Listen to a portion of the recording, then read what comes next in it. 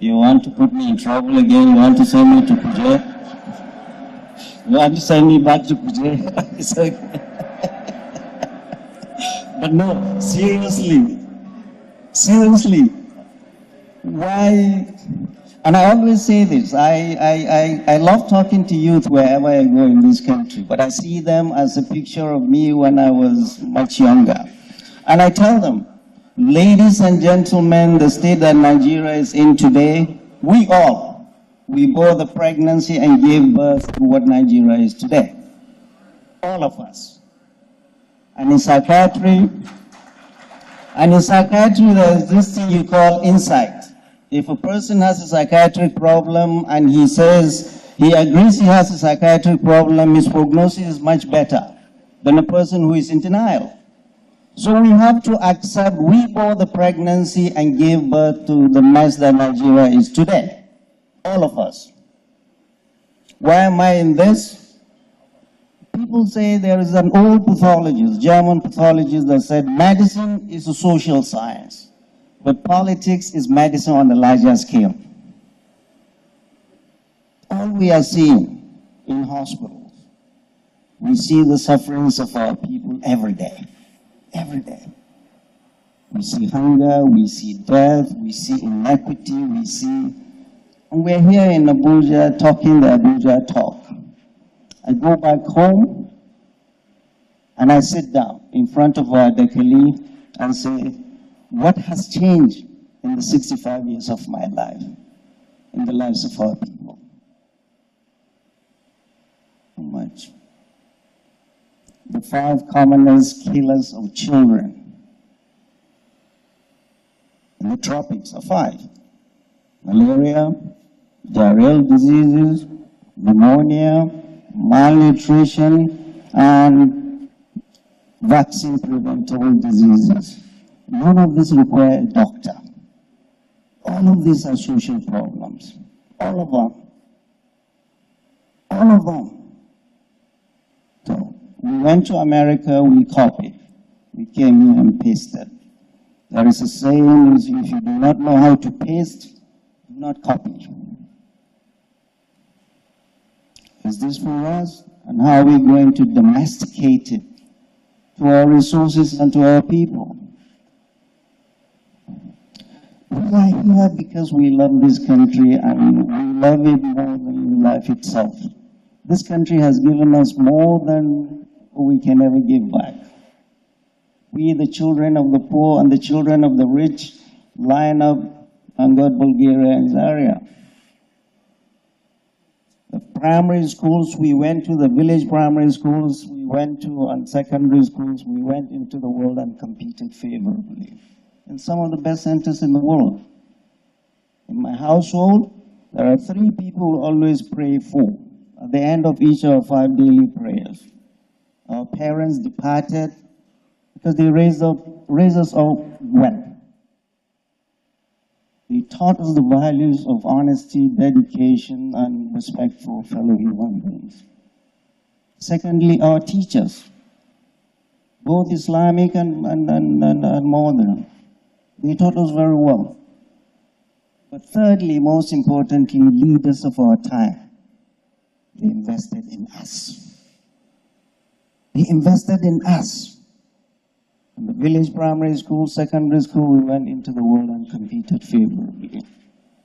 And unless we that now are the leaders, accept that it is our failing and do the right thing, we'll continue to go around this circle. Let me give you just very brief then.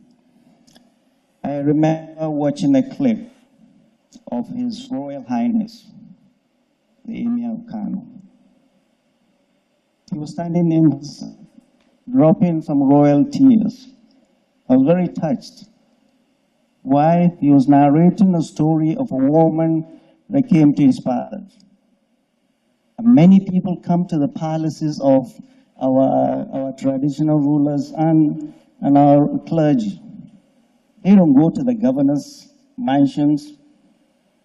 This woman went to the hospital with her child. Written medication. She didn't have the money to pay. And they all come to the palace. She was waiting for her turn. Before her turn came to see the emir had a scream. A woman screamed and there was commotion. What happened?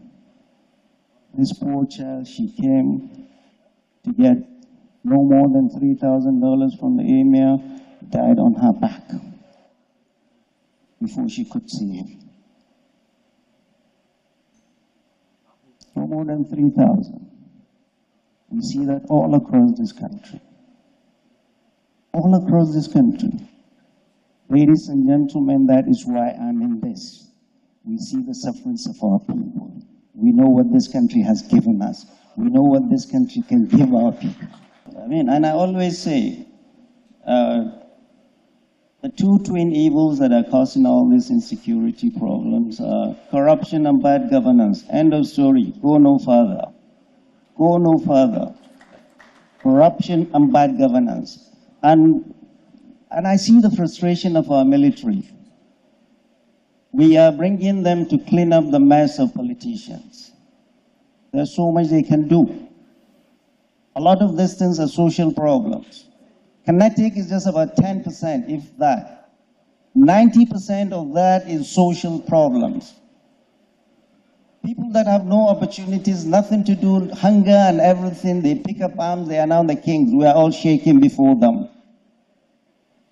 If we do not take care of corruption and insecurity and realize 90% of our insecurity are social problems and keep throwing money and resources and body onto the kinetic arm, we will never get there. Seriously. We all grew up in a country that was much poorer than it is today. Much poorer than it was today, than it is today. We didn't have people picking up arms. We are not listening. There was one time I was presenting to military chiefs, and I was saying, I put up a slide, the grievances of bandits, and they say, stop. We all have grievances. I say, good. So this is the problem in this country. You do not listen to the grievances of people until they pick up arms. That's when you listen to their grievances. You may see them as minor and irrelevant to you.